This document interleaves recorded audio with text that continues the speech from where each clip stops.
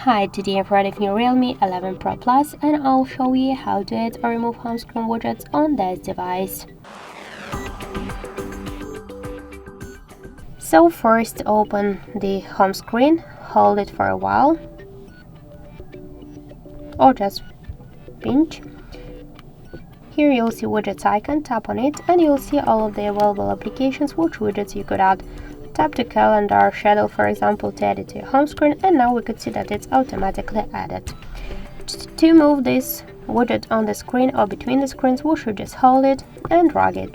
If you want to resize the widget, hold it for a while, and after that we could make it bigger or smaller. And to remove it from the home screen, hold it and tap to remove widget icon and confirm your action.